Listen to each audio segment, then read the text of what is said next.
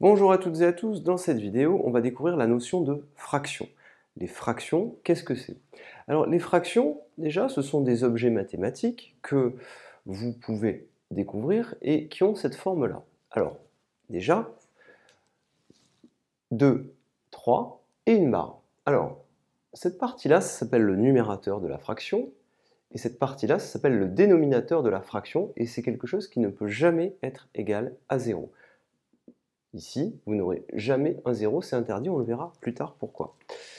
Alors, ici, ces fractions-là, elles se lisent comme ceci. 1 demi, 2 tiers, 1 quart. Alors, on va expliciter un petit peu ce que c'est. Colorer, par exemple, ici, les 2 tiers de cette bande-là. Les 2 tiers, qu'est-ce que ça veut dire?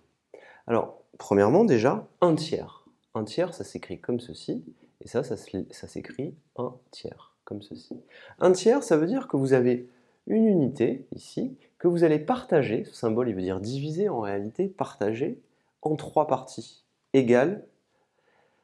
Alors, ce qu'on va faire, c'est qu'on va prendre cette quantité-là, et on va la partager en 3 parties égales, à vue d'œil, 1 tiers, 2 tiers. Et donc, si je hachure ceci, eh bien ça correspond à 1 tiers. Mais 1 tiers de quoi? 1 tiers de toute cette bande en fait. Donc ça c'est 1 tiers de la bande, tout simplement. Donc on le comprend aisément. Si jamais je voulais hachurer ceci, comme ceci, eh bien ça, qu'est-ce que c'est? Ce sont les 2 tiers. Mais de quoi? Ben les 2 tiers de la bande noire, tout simplement. Donc vous comprenez bien que en réalité, il y a une notion de partage et de partager en morceaux qui sont égaux. Ainsi, cette bande-là, qui est ici, eh bien là j'ai 1 tiers de la bande, et ça c'est les 2 tiers de la bande. Très simplement. Donc vous voyez 1 sur 3, 2 sur 3, on le dit un petit peu comme ça, mais souvent on dit 1 tiers, 2 tiers, c'est le mieux.